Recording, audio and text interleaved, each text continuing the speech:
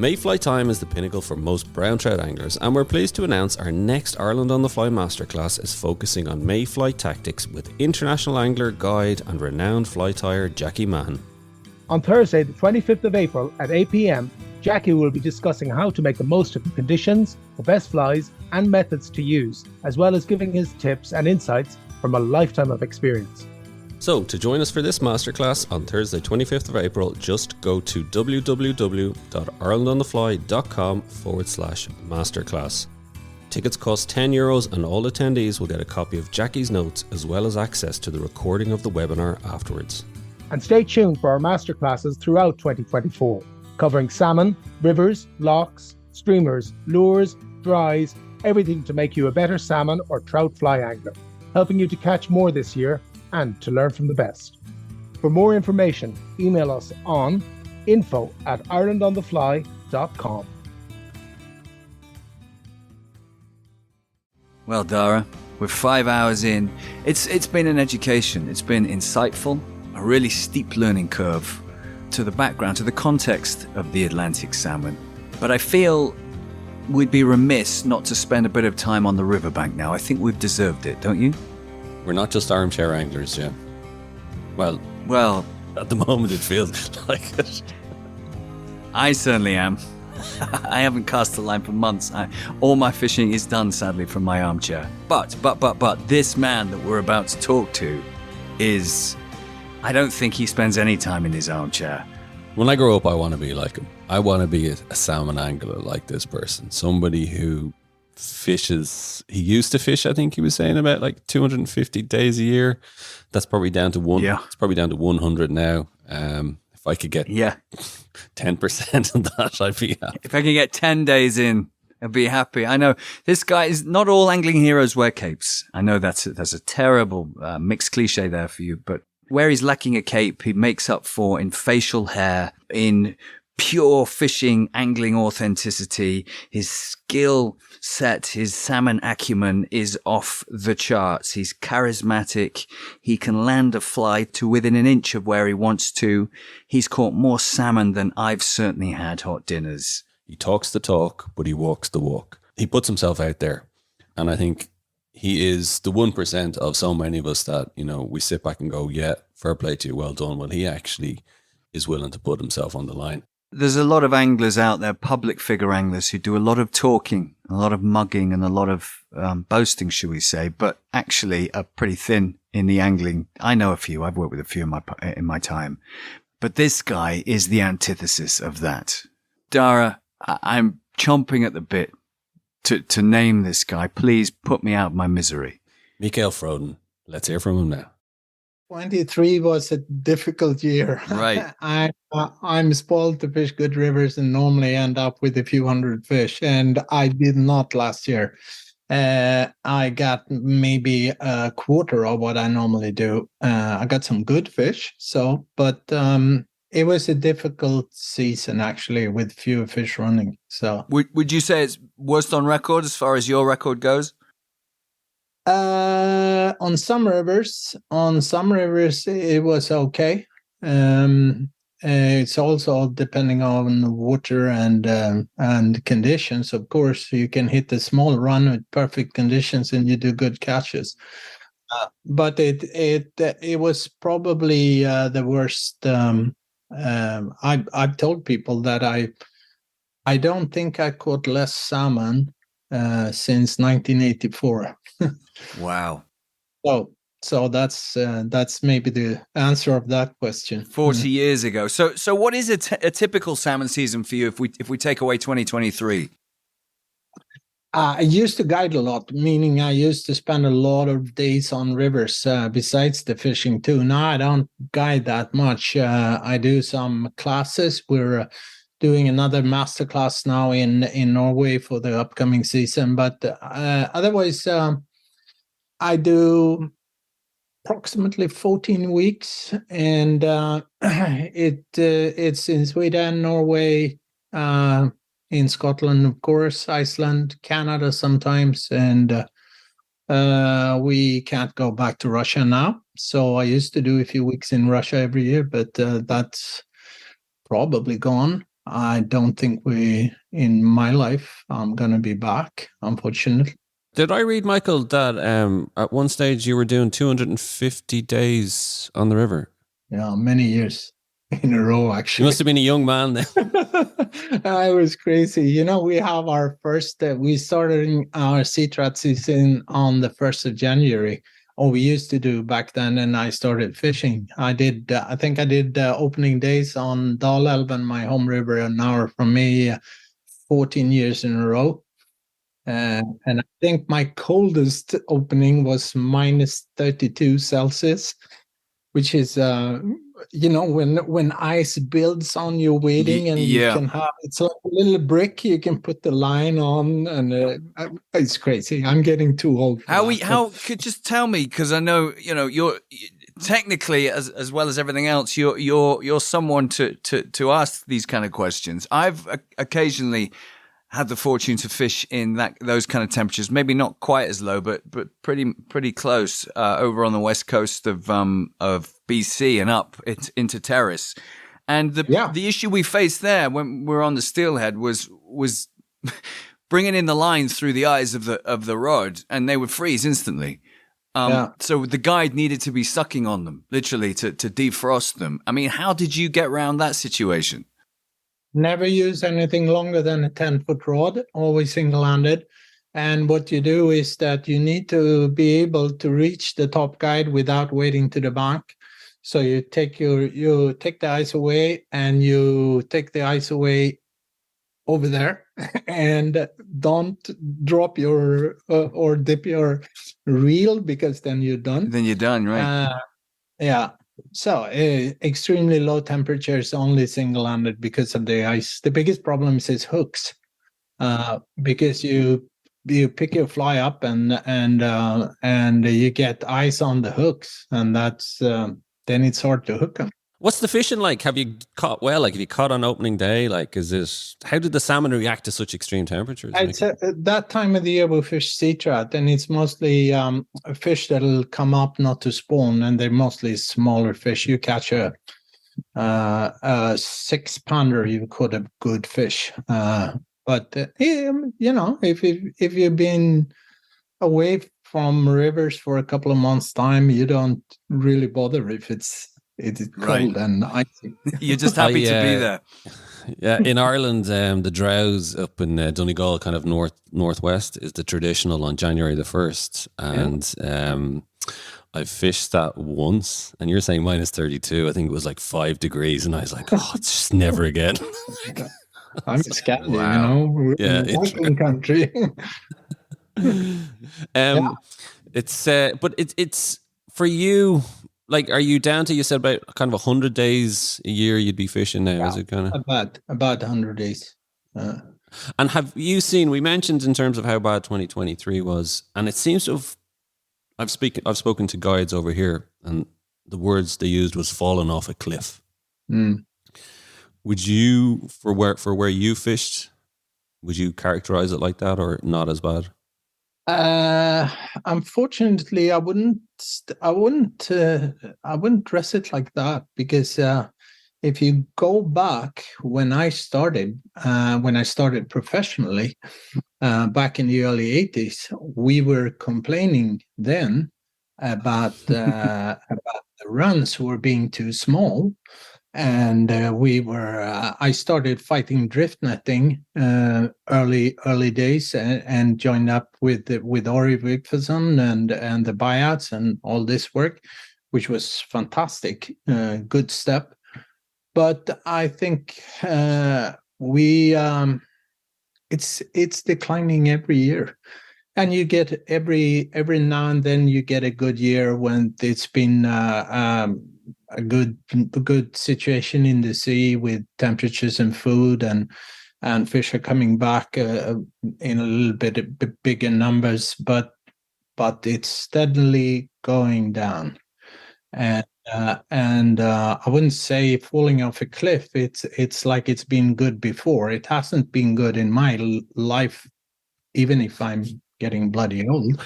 The good days were 150 years ago, when ecosystems and stocks were natural and were like the ecosystems wanted this species to be strong, survive, and lots of fish running. That's history, unfortunately. I want to get into your activism in a short while, Michael, in terms of the work you've done and the awareness you've done and awareness you've raised. And, it's been incredible how much passion and time and effort you've put into it. But I want to bring people back, because it doesn't have to be all doom and gloom, so to speak. You were pretty much a salmon angler from the age of 18. I want to take us back to that in terms of, did you make that conscious decision? Because anybody I've spoken to that ended up as a fly fishing guide or fly fishing lodges, wherever, they kind of fell into it. It wasn't like a career path. But for you, was it just something deep seated in you that when you were fly fishing and you were fishing for salmon, that you said, this is what I want to spend my life doing? Was it? You sure? Nah, I think maybe it was like this. I was a pretty good athlete. I was in the Swedish sailing team, and I decided I've always been fishing, but sailing came to a point where it was almost full time, and at that stage, I was fishing mostly off season or summers, where there was not that much competition going on. And then I decided to quit that, and at that stage I got a little bit of a rumor being a good fisherman, and I got offered a job as a guide on a really fancy place in Norway. Where was that? That was on the Gaula first, and then we went. I also guided on Driva and Lærdal at that time, and I got hooked up with the former president of the Coca-Cola company. Coca-Cola had his fishing in Lærdal, and I worked there, and it was a little ball rolling. And when I decided to, I always tied flies and started to sell flies at an early age, and then it turned out that I decided not to follow my parents doing a career or studying universities and this. I decided to postpone that and do the guiding thing, and then I tied flies wintertime. What did your parents say to that, actually, Michael? I actually get that question quite a lot. My father is a famous transplant surgeon, and my mom is a teacher. They're still alive, both of them. And but they actually supported me, and my father supported me big time, saying that follow your heart, do what you want to do. If you want to do something else, there's always time at the later stage. Now maybe it's too late, but and I don't want to change it. So of course I have to thank them for supporting me. Living my dream. Very progressive parenting there, then, wasn't it? I mean, a lot of parents back then, whenever it was, get a job. Yeah, get a job. Stop messing around with a fishing rod and go and get a proper job. And especially in the medical as well. Do you ever, the doctors, I know of parents, it's very much expected the kids follow the medical path. Like, I had kids to other doctors that I know that because my father was a famous doctor, they put the question to me, say, what do your parents say? I mean, God's sakes, you're only fishing. And they were surprised, and it was obvious their parents would not have supported what my parents supported me. So I'm very grateful for having open-minded parents. Now, did your parents fish? Because that may have had a bearing on that advice. My father fished, but not in the way I do. Right, but he got it. Fishing. He got it. Fishing a little bit, but I tied my own flies, and I didn't borrow my father's rod. I had to buy my first fly rod because there were no fly rods in the family. So when you were in your 20s then, Michael, did you kind of ditch the sailing altogether and purely focus on the salmon fishing? Yeah, it turned out when I started guiding, I used to, during my sailing, I used to fish winters and early springs before the ice was breaking. And then I fished really late seasons. And then when I started guiding, it turned out to be 3 months in Norway guiding. And then it was then I was on those 250 days of fishing. And I was quite successful. I did good as a guide or a gillie, and I got in contact with a lot of people that influenced me, like Lee Wolf and Stan Bogdan and Schwiebert and Billy Pate and all these my heroes that I've been reading of. I actually could meet them and fish with them and learn from them, and also meeting people that I would never ever have met, even if I'd be choosing another career.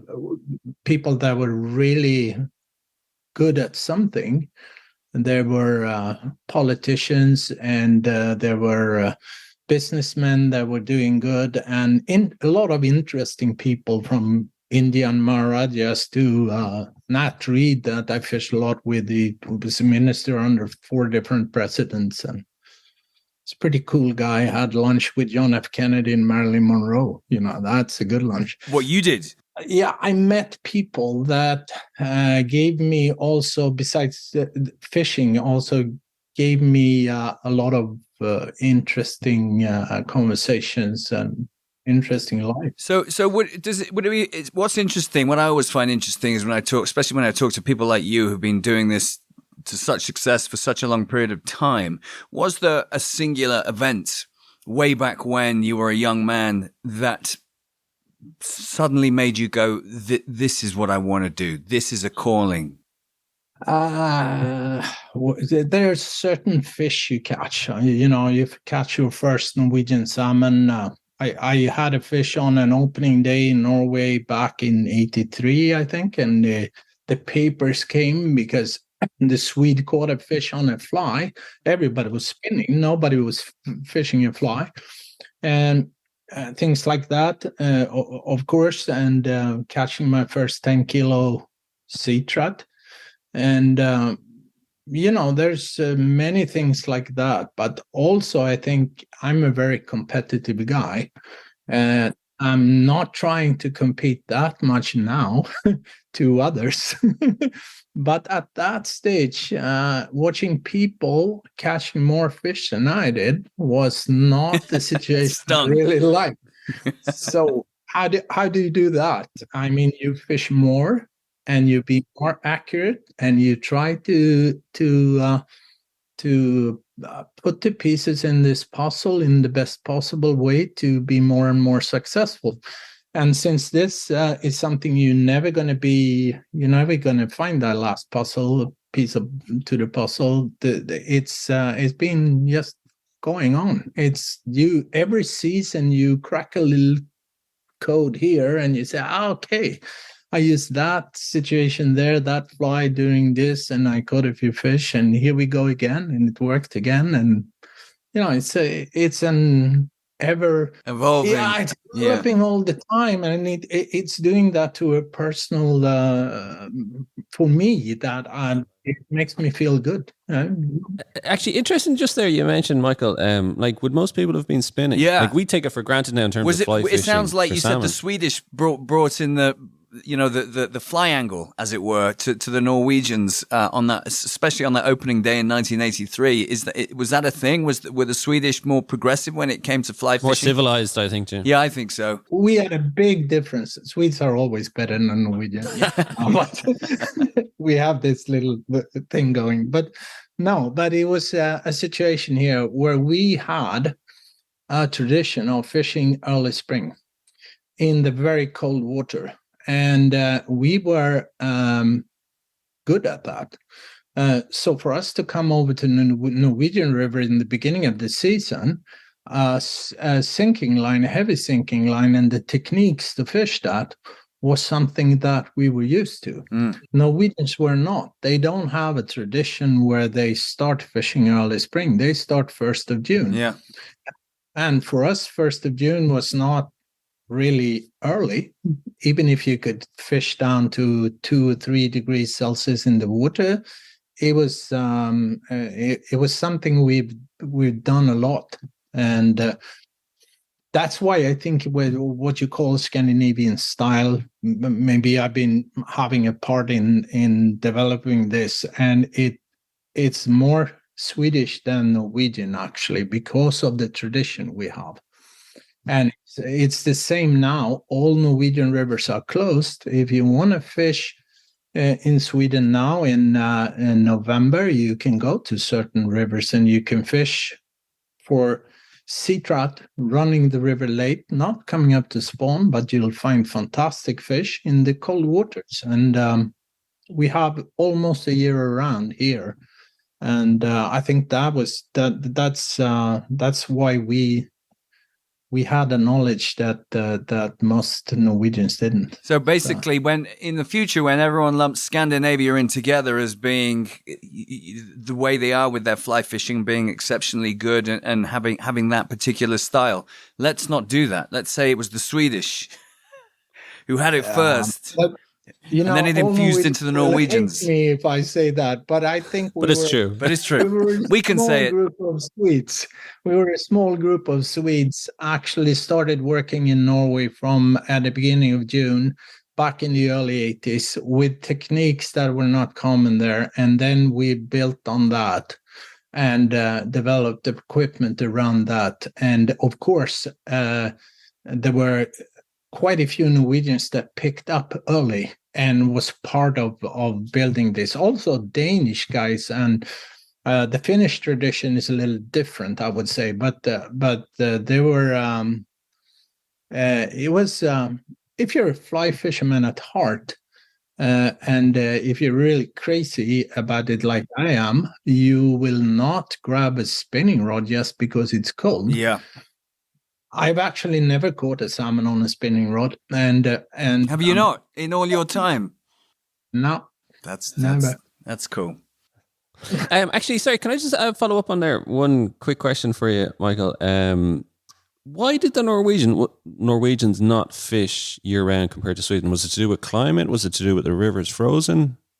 It was a tradition that we were fishing for sea trout in rivers early, and I think that that tradition was not in Norway. Early season, like February, March, April, we have sea trout running rivers, not for spawning, but they will come up and they will run up, and they are fantastic fish. And you find them among the kelts. And when it comes to sea trout, they're eating in the river. They're not like salmon kelts. You'll get kelts, fish that actually spawn in October, that are in pretty good shape in March, depending on river they've been living in. But that's not what we were aiming for. We were aiming for these chromers that were coming up early spring, and that tradition was not in Norway, and it still isn't. So I'm sure that you take some of the best Norwegian sea trout rivers. There are fantastic trout running rivers in March and April, but the rivers are still closed. You've fished so much. You've been so lucky and deservedly so. Give us some of your highlights. Go on, make us salivate, make us jealous. Give us some of your highlights over the years. I don't know, the best of the big fish. I had a fish in Litsa in Russia a few years back. It was, 42 pounds, full of sea lice, male, fantastic. I was by myself, and that was a pretty cool fish to catch. I've been having days when you catch at 30 in the morning and 30 at night, and next morning you think, oh, that was a fantastic day, and you go out and you catch another 30 pounder. And we shot a film. This is many years ago in the ASR in Russia. The fishing was just fantastic, and I had a camera team with me, meaning you put half the amount of hours fishing than we do.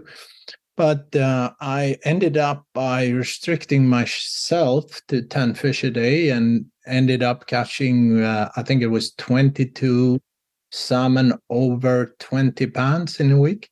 That's a pretty good. I think I was on 55 fish totally. And, that's... Wow. I've been on the Alta when it's good, and you walk down the pool and you catch a fish, and you do that 5 times and you catch 5 fish over 20 pounds. And I mean, a lot of people would have hung up their rod after that. I'm not sure I would have, but a lot would have, because you can't, once you've caught 20 to 50 fish in a day, and a lot of them are over 20, 30 pounds, it doesn't get better than that if it's about numbers and size and that kind of thing. But it is, that's the key. It's not about that. Exactly. Yes, I've caught 5-pound fish that would have given me exactly the same thrill. It's just that you come into a situation where people say it's impossible, and the fish are there, and you adapt your techniques and you catch a fish. So it's not about that. I was going to say, you asked me about special fish. I hooked a big fish on the Alta. It's probably the biggest salmon I've ever hooked. Played it for 40 minutes or something. Never saw it. I'm not sure it actually knew I was there. but I'm known to fight them hard. But this was just too big fish to be caught. And things like that never. You have salmon fishing as your life. That's on my mind. It sounds like, and it's a really. It seems like a universal answer. Actually, it's about the challenge, isn't it? It's not about the big fish. It's not about numbers of fish. The best fish are the ones that are the most challenging fish. And as you said, when somebody says there are no fish here, or there are some fish holding in that pool, but they're not takers. If you can catch one of those fish and surmount that challenge, then that is a really special catch. And also you get into a situation where you're on a river, and you get into really good flow where you, and I don't mean only catching fish, but you are feeling good. Your weighting is good. Your casting's well, yeah. The casting is well. You pick the right fly. You do what you try to do. You succeed in doing what you try to do. You catch a few fish. Yeah. Hot beer, you be in the grass, the sun is up there. I mean, it's a mental stage that is pretty hard to beat, actually. Mikael, what would you say is the biggest mistake you see salmon anglers make? The biggest mistake is they don't fish a straight line. I normally say like this, doing my classes and things, trying to make people catch more fish, is that if you imagine, I think that maybe 70% of the fish I catch will pick up the fly and know the fly is there immediately when it lands, and they will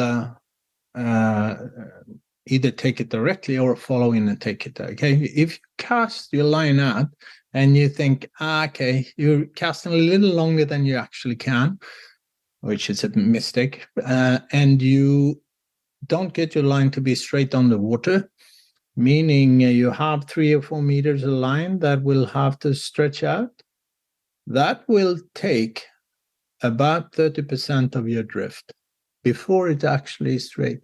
I've been so many times on a bridge looking, and you have 1.5 meter of leader that's not straight, and you think, the current will straighten it out. It takes a long time. So if you do a little calculation here and say, okay, so 70% of the fish will pick up the fly on the first 30% of the drift, and the first 30% of the drift, the fly is not fishing. You're gonna catch less fish.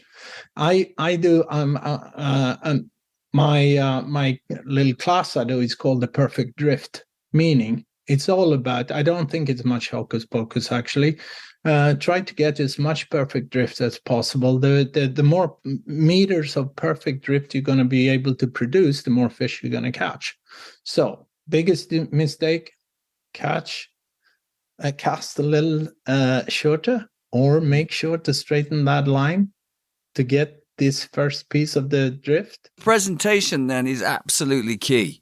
And a lot of, it sounds like what you're, well, certainly how I interpret some of that's great advice, by the way, is a lot of people tend to what I call overcast, which is, they'll go for distance because they not just because it feels great to hurl out a long line, but also because they feel it's going to give them a bigger and a longer drift, when actually the more line that you're dealing with, the less likely you're going to get it straight in that 30% window. Is that right? Absolutely, and the slower the fly will fish. And I think we 90% of the time fish too slow. Salmon is a predator. I mean, if they say that, oh, it came and missed my fly. If salmon will miss our fly, they would starve to death. It's easy for them to take if they want it. And when they come up and splash on it or pull it or whatever, a lot of the times I think it's because it's too slow. Okay, so that's interesting, and at the risk of laboring the talk of technique, because I could talk all day, as I'm sure we all can, about improving our chances of catching one. When you're faced with a non-taking salmon, or a hesitant salmon, or a resident fish, or whatever you want to call it, how much of your time do you spend covering that fish and changing your fly and changing the drift before you move on and go, okay, that fish isn't for me? It depends, but I think it's easy, to say like this, that salmon is really easy to spook to start with. If you spook a salmon, they're not like trout. They're not leaving the pool. But they will be very much harder to make them take. So first of all, try not to spook the fish. And then I would say that they're easy to get bored. If you keep on casting these flies over the fish, they get bored. And they're not going to take it most of the time. But they have very short memory. So it's much better to fish that fish a couple of times, maybe different size or the depth and speed, of course, and then rest it and go back. And I normally say that most salmon, or I would say all salmon, can be caught. But the window of when the fish actually will take the fly can be really short. And if you fish outside that window, you can fish that fish a million times. It's not going to take it. You need to present the right fly on the perfect drift during that little window. Yeah. And you have a fresh fish coming in, just in shallow water on a slick tail out, perfect temperature. They grab almost everything. Yeah. And their window is so big, they will take 24/7. But that's not the case most of the time. You have to find that window. So do you think then, if we're talking about windows, it's a great analogy, and we're not talking about those fresh chromas that are ready and willing to take anything that moves, and as you know, the majority of fish aren't those. Can we expand that window, or are we completely at the mercy of the fish and its instinct there, or can we go, okay, there's a small window here when you're on? Let's just try and manipulate it to a bit, give us more time to catch you. Is there a way we can do that, or is that up to the fish? I think if you look at the window to try to, I love this, by the way, because I love to just try to divide things into what we know and what we don't know. Try to make as much facts as possible. I talk in my writing. I talked about truth and salmon truth. They are not really true, but who knows? But I think this window is not a black and white thing. There are a window when the fish will take almost everything, or if you do it right. But I think you can increase the size of the window by doing right, and I think that maybe the best way to increase the window is to fish a smaller fly, faster speed. I think inside the window they will take almost everything, doing almost right. But if you do it a little bit more right, you can increase this window. And most of the season, if you have a fish that's not been in the river for months on really warm water, that window is almost there all the time. But you have to adjust to it. You if it's tricky, you go down in size and you speed up the fly. Don't give him too much time to look at what's coming and think should or shouldn't I mean, either grab it or you don't. And it's but I think if this was all only up to salmon, that we need to find the right fish at the right time, it would not have been interesting. I would not have done this a lifetime.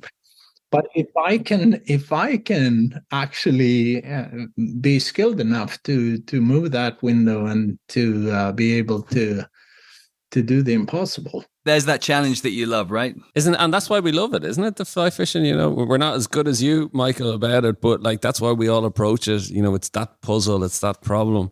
I nearly do the whole episode just on this, Michael, just talking about how to catch salmon. Maybe that's for another time. But maybe I just want to bring it onto your activism, because that's been a huge part of your life, your career, your fishing, your fly fishing. Was it the 1980s when you mentioned kind of the drift netting? Was that when you first started getting interested and involved in that side of it with the activism? If you want to catch a lot of fish, you want to have a lot of fish in the river. So at starting, I think it was just egoistic. I wanted more fish in the river, so I was fishing to catch more fish.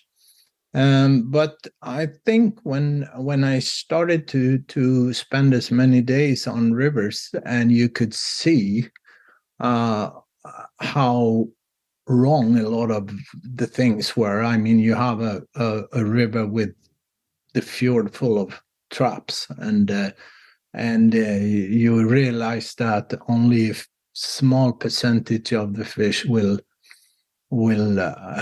manage to run the river. Of course, you want to take those away, and then when you start being interested in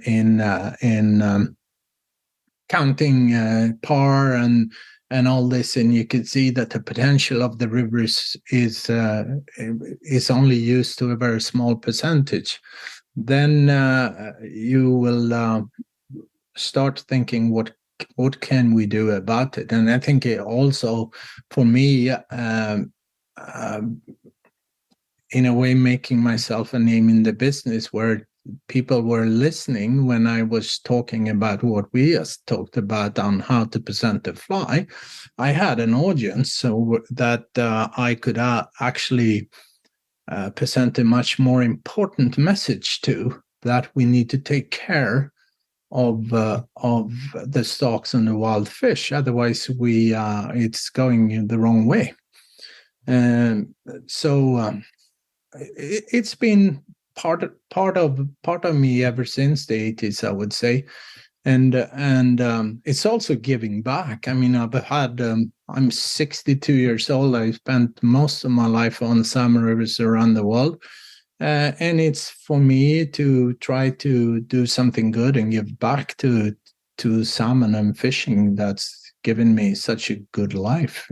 Your activism starting 40 years ago, which is incredible, really, that you've been fighting for the wild fish for that long. And you told us that being a respected angler that you are, that was that gave you the platform for people to listen to you. Did you ever find it challenging, especially in those early days, for people to take you seriously, talking about conservation, nature, perhaps things that they might perceive were beyond your wheelhouse as an angler? I actually almost been banned on a few of the rivers. Started talking about catch and release back in a time where everybody killed everything, and on the Murrum, for example, I started releasing my fish, and I realized that people wanted to kill the fish not because they wanted to eat that old salmon male in September, but they wanted to find their name in the record book. So I started. Yeah, it's ridiculous, but we are pretty primitive creatures, and it was so tradition, right? It was tradition as much as anything else. Yeah, but I started to releasing the fish and putting them in the record book, which was not allowed. So every morning they came down with the Tipex, and they Tipexed my catches away.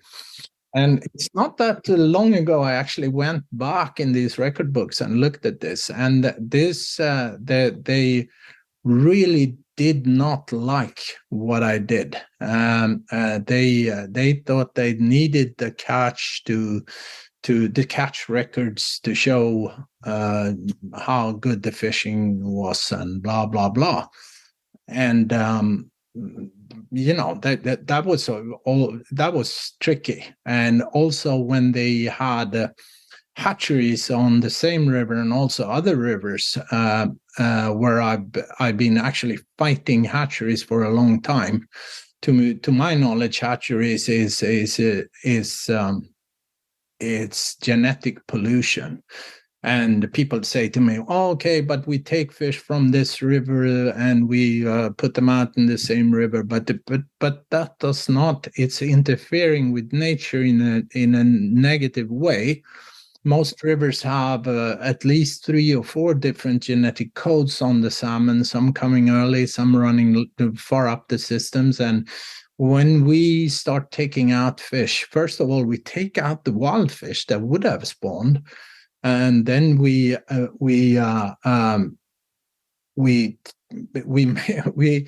put them in a hatchery, and the only thing we can be sure of is that these fish would not have chosen each other in the river. That's for sure. An arranged marriage.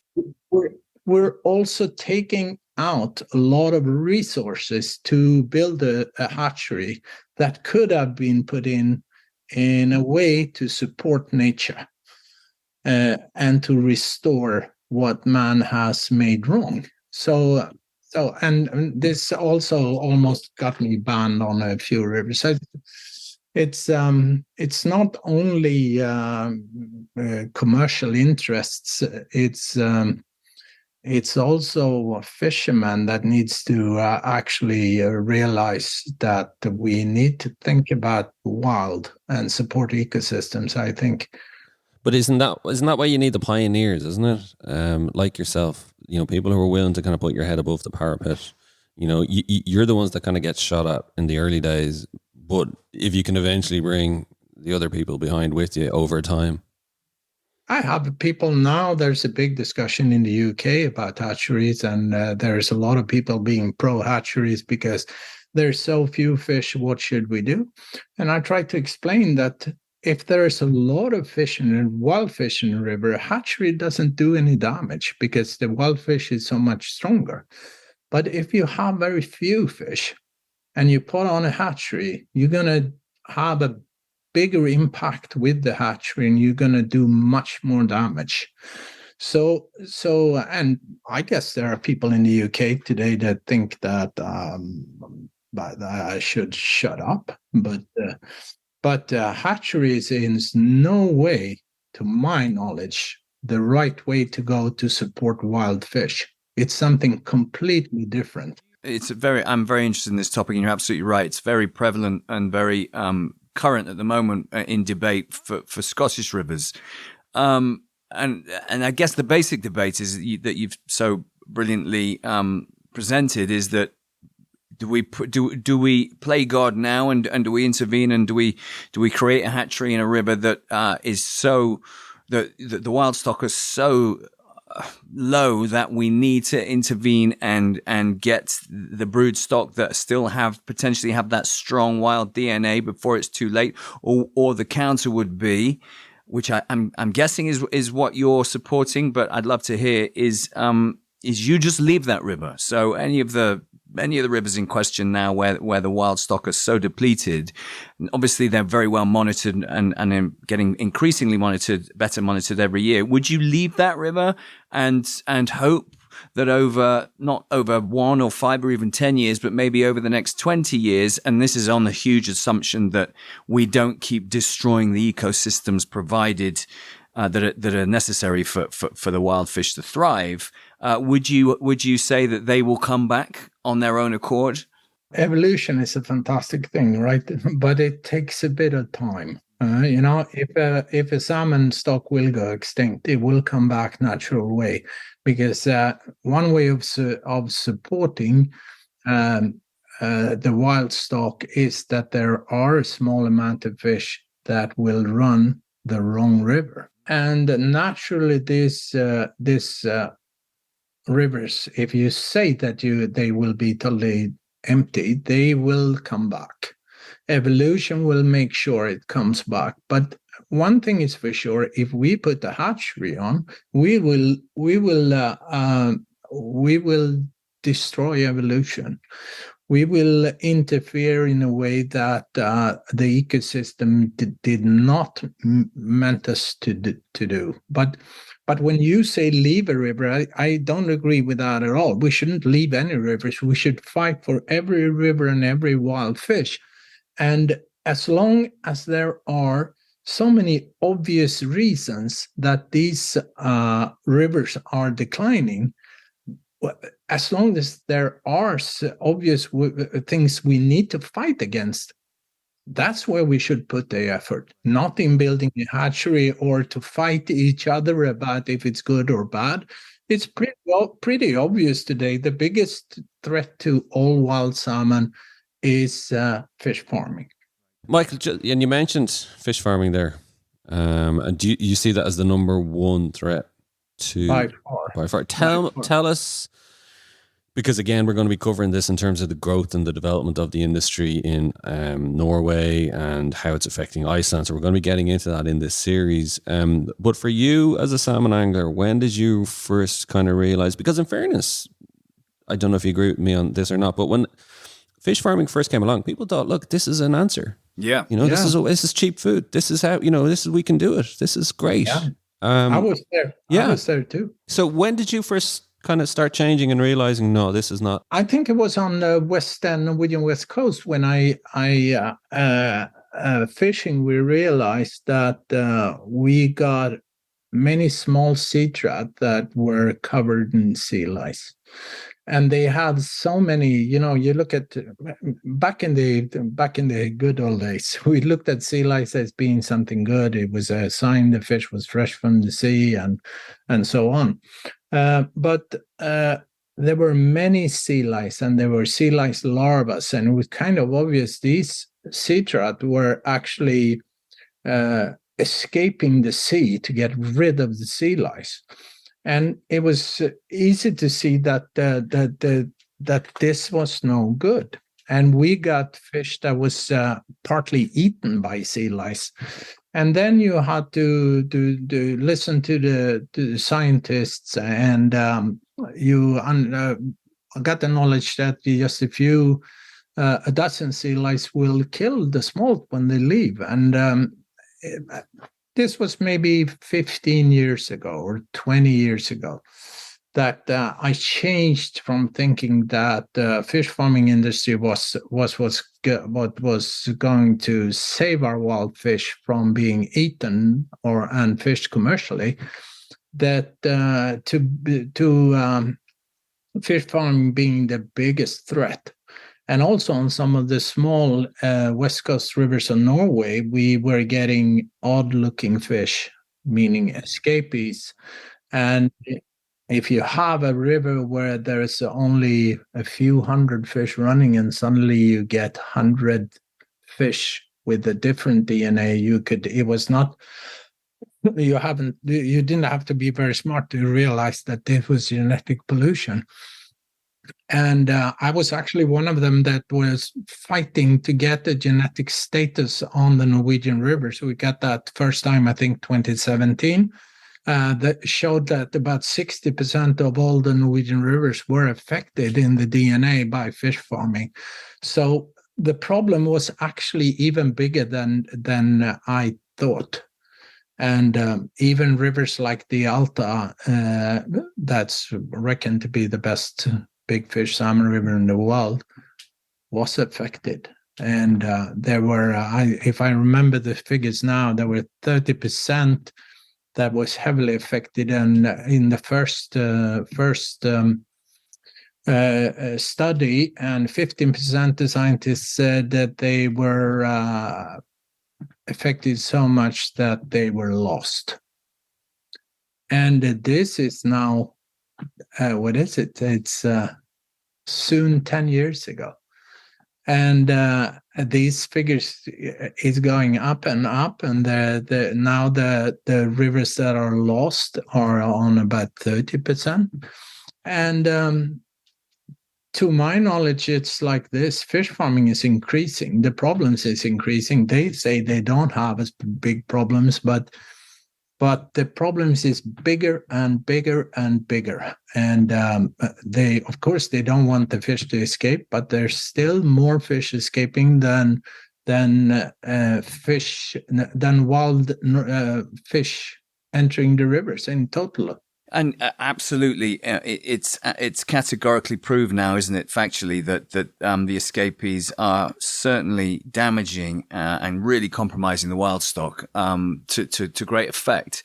In the same breath, if we're to believe the evolution theory, which of course I think we all do, as long as we stem the escapee issue and hopefully stop it completely, wouldn't the already let's call them hybrid fish, the fish that have had escapee DNA interbred with them, would then they be phased out through evolution of the wild fish? Do you think they come back? Yes, absolutely. I'm a strong believer in nature, and it's taken evolution hundreds of thousands of years to create just this species to run this specific river. And this fish farming has changed this in just a couple of decades. It's really scary. But I think every time that nature gets a chance to recover, it recovers faster than we think. Yeah, thank God. Fish are coming back much faster. Their DNA is, the strong wild fish is taking over, and it will repair. And I think if we take away the whole fish farming industry, I know it's utopia, we're not going to do it, but let's say we take it away. I think you go 2 decades from now, and it will be repaired. And the stocks will be, there will be good stocks in all salmon rivers. And if we don't do it, I'm a positive guy. You need to be a positive guy to be a salmon fisherman. But I'm afraid if we let fish farming, open pen fish farming, keep on doing what they do, I think we have 2 more decades, then all wild fish will be gone. And of course, to more than exacerbate that, there's the dreaded climate change. What are your thoughts on that? Yeah, I think it affects, of course, and you can see that in certain areas it's affecting faster, and probably without the fish farming industry, the Atlantic salmon populations will move and be stronger in other areas maybe than today. And we have the change on the Gulf Stream that will affect the Norwegian fishing, I think, a lot. Now they say that maybe the Gulf Stream will collapse within 2 years' time. That will have a tremendous effect. And again, it's man, but I think what we can do actually, and what I've been trying to help doing, is to get the fish farming into closed containments. And if we can do that, that's one good step. But also, like, since I'm on the Swedish east coast to the Baltic, I see the problems we have in the Baltic Sea. There's no herring. The herring is almost extinct from trolling. And the trollers been overfishing, and the big commercial trollers. And what are they trolling for? They're trolling for food and proteins to the fish farming industry. Which is crazy. A lot of people don't know that, right? A lot of people don't know that, I think it's a 4-to-1 ratio, isn't it? The wild fish from all around the world now is being made into fish meal to feed aquaculture, rather than to feed directly people, either the poor who can't normally, who could afford that protein if it was direct from the herring and the anchovy and all the processed fish that goes into fish meal. But it's just a crazy, unsustainable system, right? Yeah, absolutely. I was on a very interesting talk some time back. It was a girl talked about where we are in the food chain, and we're actually eating too high up in the food chain, which is a really interesting way of looking into things. If we'll eat further down in the food chain, it will be much more sustainable for us. And it will be much better also for the smaller fish to have the predators. And again, we're on the ecosystem and how it works and how complex it is. Yeah, absolutely. But just going back to climate change, it's interesting that the fish, I think, will adapt and move maybe further north and follow the food and follow the cold, clean water. If it continues at the rate that it's doing, where do you see the wild salmon stock moving to in numbers? Again, I think that's even climate change is probably the biggest threat we have for the planet, but I don't think it's the biggest threat for our wild salmon stock. So I think that's fish farming. Fish farming is hard to change and to do something about, but it's much easier for us to fight that and to fight climate change for sure.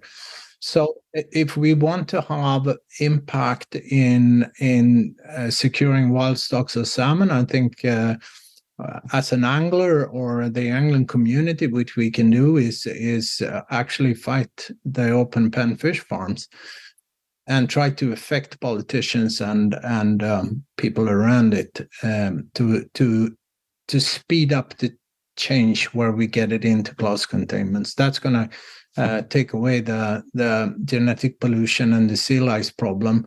And then they will need to solve the food problem. 70% soy today, I understand. Mikael, it's really interesting because I think I remember the story you told before, and you talk about how can people make an actual change and make an impact. And you tell the story about, is it when you go to a restaurant or a supermarket, you ask to see the salmon, and you highlight and you try and educate the people there in the shop, in the restaurant, going, no, do you know what this salmon is about? And I think something as simple as that makes a big difference. Yeah, like I don't, I refuse now to buy or eat farm salmon anymore. And what it was actually was from the kids. The more I was reading up about it in terms of what went into this fish and into this food, I couldn't in my right mind give it to my kids. And I would love an alternative. Give me the fish alternative. Give me something there that I know is healthy, but there's no way I can put this into my kids. And is this something you still keep doing in terms of when you go into a restaurant or a supermarket? Not only restaurants. I actually do it where every time I walk into a food store. And now in my local food store, they're sick and tired of me asking these questions. But I actually had a thing happening a couple of years back. Maybe that's what you refer to. But I was popping this question in enough amount of food stores and doing my little preach about how poisonous this is and how much damage does to nature. And I was going to a place where I haven't been, and I asked for salmon at this fish counter, and the lady showed me over to this pile of ugly looking farmed fish. And I said, no, I want real salmon. And she looked at me and said, hey, you that fishing guy, huh? And that, I'm in a town with 300,000 people. And to me, that, it was good, but it also shows that as an individual, you can make a difference. Yeah. I mean, she's been talking probably with her buyer or someone else in this probably where they were buying their fish and saying this is this guy saying this is poisonous. But you can make a difference as an individual. First of all, don't eat it. And I wrote an article in Chasing Silver magazine a few issues back where I actually was putting my head out a bit and blaming the fishing community to be hypocrites and sitting on the bench by the river and complaining about situation, and then they go and have their sushi lunch and support the industry. And what we can do is first stop eating this, and then we can pop the question, and we can when we're invited to our dinner at our neighbors and they serve salmon, we could not eat it and say it's bad. We should not eat it, and just keep on preaching how bad this is for health and for the for an ecosystem. Talk to us about artificial in terms of, because I think again the awareness that was raised by that, and actually it was the consequences of them taking you to court and prosecuting it. That was actually nearly tenfold in terms of the publicity. Yeah, I normally I've been doing a lot of interviews like this for fishing mags or whatever, but this being accused for trespassing, because the laws say that you cannot get any further than 20 meters from an open pen. And it was actually on my social medias where people could see I was on the pen and stating that no mom in the whole world would feed the kids. You've seen this with what's in here. So important here is education. We have to educate the public on what's going on and what they are actually feeding us with. But then I was accused and I was taken to trial. And Patagonia backed me really well in this. The Artificial is Patagonia film, but also telling me, you want to fight, we back you all the way, which was really good. Without them, I wouldn't been able to do it the same way. But I did, in about 6 months, I did 180 interviews, and it was Guardian, it was BBC, New York Times, CBS, all these big medias that will normally not listen to a bold 60-year-old fly tyer from Sweden. But I got a really good chance here to actually get it out. And it was hard work. And I think actually we did some good. Because there was a couple of years later, there was an interview in our biggest financial paper in Sweden with the CEO of a company that are putting in 3 billion kroner into a farming, a close containment farming on land in Sweden. They were going to produce 20% of what Swedes consume of salmon. And she said in that interview that it was all this fuss that was caused by artificial and my trial that made them see that here we have a big industry that's making a lot of money that will probably have to change. It works.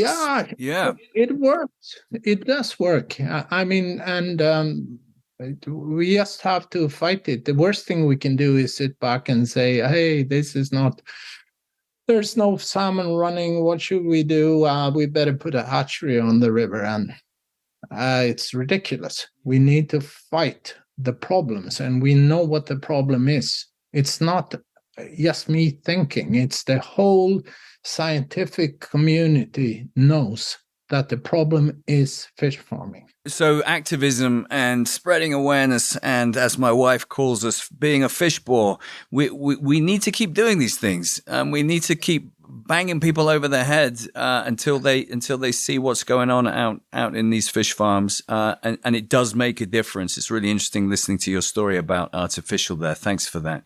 So as a call to action for listeners, Mikael, if you had €1 billion or equivalent to change the course of the plight of the Atlantic salmon, what would you do? I would have to say you need to have a bigger wallet. $1 billion is a lot of money, but remember, we're fighting an industry that makes 1 billion profit per day. Okay? If I had $1 billion, I'll probably what will I do with $1 billion? You can buy a few of these companies, but I don't think that will be the most efficient way. I think I would try to get 10,000 people to do what Alexandra Morton and with Corin Smith, myself, and a few others done, is to get into the farms, film it, educate the public, get people to know how dirty this industry is. I think education, and to get activists that actually don't give a shit about the rules and the laws, but to care about the ecosystems and the fish. If we can, if I'd had $1 billion, I'd give them enough money to make as much fuss as possible. I think that must be one way of doing it. So you see disruption as a really valid and worthwhile thing, which I'm sure it is. It certainly has its place, and it sounds like more documentation and reporting on what the visuals of what fish farms are and how grotesque they can look and what damage they're doing. You think there's nothing stronger, perhaps more impactful than seeing those images firsthand. And you look at who's done best. Alexander Morton's work in the US and Canada is fantastic, and what Corin's been doing in the UK has been really, really good. And if they had a little more resources, and me too, maybe to spread this message more, because the scientists are with us, the photos and the filming are there. I think this is what affects people. We had the films from Artificial sent in quite a few news channels, and here in Sweden it was a big problem. My youngest, one of my brothers, one of his sons worked in a food store, and he said that everyone that walked over to the fish counter asked, "Was this what I saw on the news yesterday? I don't want to have that. Is there something else?" You think those images and that documentation probably the most powerful piece or weapon in our arsenal against fish farms? I believe in the power of the consumer. People, they are in many ways egoistic, and people don't want to hurt themselves or their kids. So if we can educate, this is no good, and people don't want to do bad things.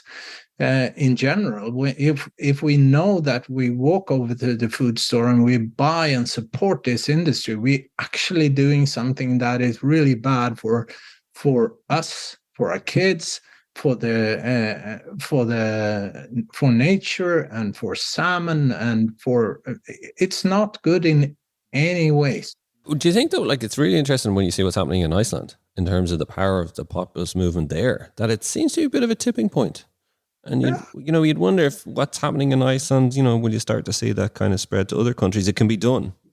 Yeah, We took artificial to Iceland and had the opening in artificial in Iceland. With had a lot of journalists traveled, and we went to the West Fjords and looked at what was going on there. Showed the journalists how fish farming works. Actually, when I came up to West Fjords, the police were there waiting for me and asked Frödin, "What are you doing here? Are you going to cause some problems?"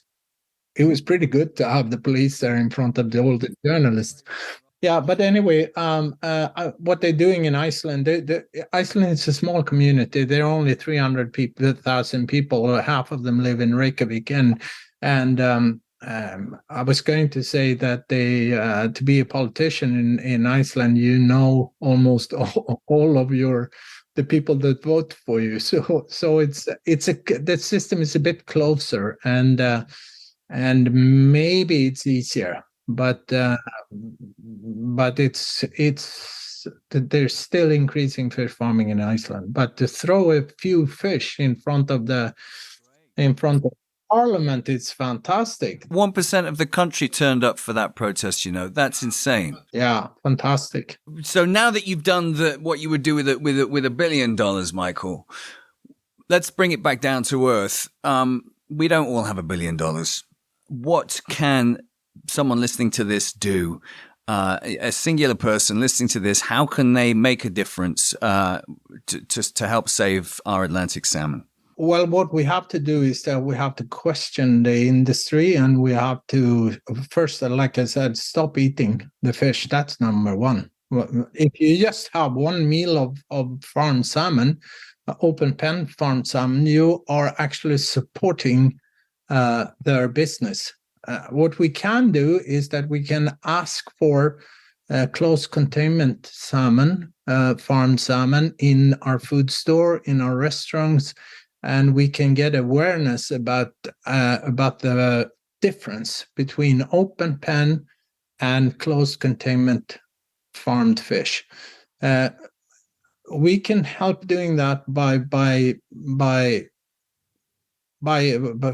talking to everyone. It's quite simple, and if we're 1 million people doing it, we can tell another 10 million, and we get another 100,000 hooked up, and we can get a ball rolling here, and it's very important, I think, that now when close containment are starting to be commercial in a way that it's actually an option to buy it, we can support them by buying their products. And I actually think that we will, in the fishing community, have problems changing the open pen fish farming industry. But I think that the closed containment fish farming industry, they will be powerful enough to maybe change the industry. They want to make the money, okay? Their margins are a lot thinner, though, aren't they? And actually, a lot of those closed containment pens, if you scratch the surface, are owned by the open pen companies. But you're absolutely right. So it sounds like, if I can just reflect on what you've said, and I think it's great advice, you would encourage people to have that conversation. It sounds like aquaculture is your thing, and that's where you want to pin. That's where you want to pin it on your mast. That aquaculture is the big issue and the big challenge facing the wild stock. And to help with that cause, you want to encourage people to have the conversation, and you want to encourage them that if they still want to continue to eat Atlantic salmon, which we all know is pretty much all farmed, then lobby for closed containment pen farms.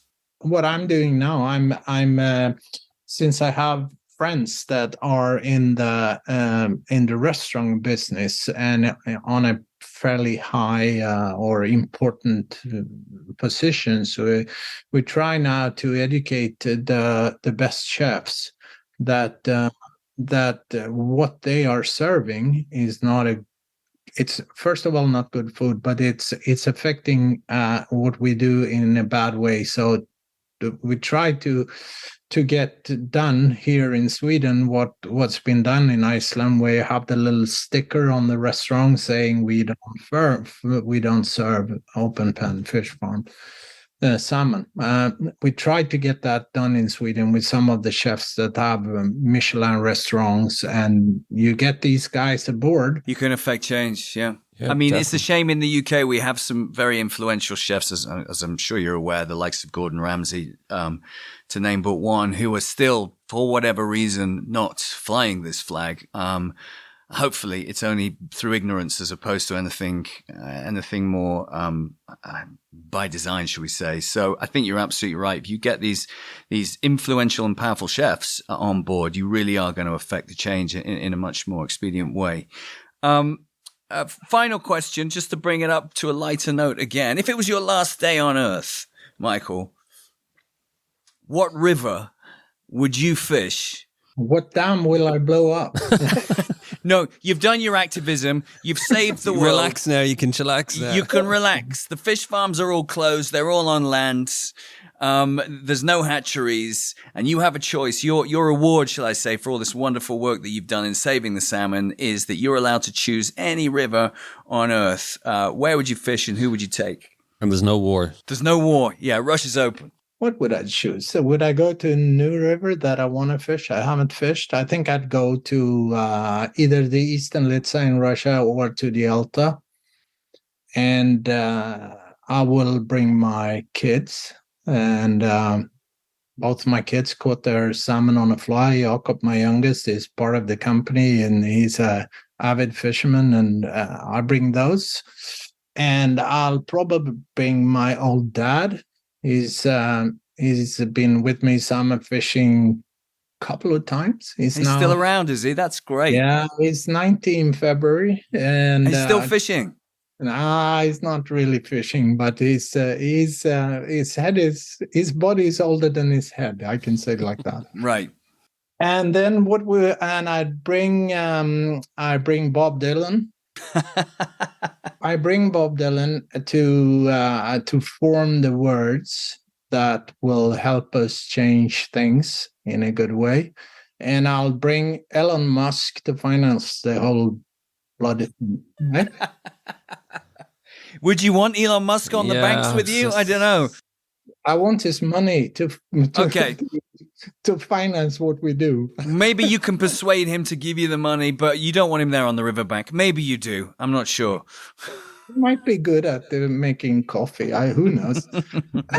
Michael, it's been absolutely brilliant talking to you. You've lived a life that has been so full. You've followed your passion, your career. Do you regret in the sense of that activism has had to take over so much of your life? No. I should have started way earlier. If we started fighting fish farming 20 years before we did, we would have had a bigger chance. And we cannot give up. We just need to put more and more of a time into this and not leave it to our kids, because otherwise I said both my kids been catching their salmon, and like things are going now, they will not be able to do the same with their kids, which is pretty scary. So it's a big responsibility that you feel heavy on your shoulders. I used to say that you, as a father, you need to introduce your kids and learn them what's important in life, like catching an Atlantic salmon on a fly. But that is. But the fight, we fight for them. They need to fight for their kids, and we need to put effort in what we believe in and try to be truth to ourselves. And I mean, listening to you, Michael, both as an activist, as a fantastic activist that you are, and obviously an exemplary angler, you are a really great role model and a fantastic figurehead, I think, when it comes to the next generation. And for that, I take my hat off to you, and you're a real inspiration. So please keep doing what you're doing, because it certainly inspires the likes of me and many, many others. So thank you from the bottom of our heart, and keep fighting the fight, man. It's great and very, very important. Thank you for those kind words. I promise that I'll never stop fighting. Coming up in the next episode of The Last Salmon, we'll be talking to a a titan of industry, also a titan of conservation. This man sits on the top of the mountain. He is a mighty oak. He is the founder of Patagonia. He is none other than Yvon Chouinard. I decided to do it my own way. Life is a lot easier by breaking the rules than trying to conform to them. It's a lot easier. You can invent your own games and you can always be a winner. But if you have to play someone else's game, they're going to win. Listen and follow on Apple, Spotify, or wherever you get your podcasts. And don't forget to give us your feedback, rate, and review. We want to open up the salmon discussion to you. And remember to keep in the fight for our salmon.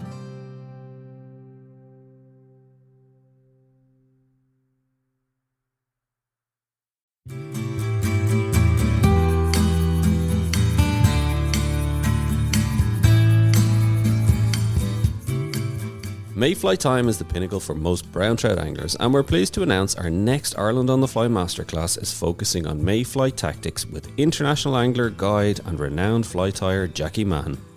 On Thursday, the 25th of April at 8 p.m, Jackie will be discussing how to make the most of the conditions, the best flies and methods to use, as well as giving his tips and insights from a lifetime of experience. So, to join us for this masterclass on Thursday 25th of April, just go to www.irelandonthefly.com/masterclass. Tickets cost €10 and all attendees will get a copy of Jackie's notes as well as access to the recording of the webinar afterwards. And stay tuned for our masterclasses throughout 2024, covering salmon, rivers, lochs, streamers, lures, dries, everything to make you a better salmon or trout fly angler, helping you to catch more this year and to learn from the best. For more information, email us on info@irelandonthefly.com.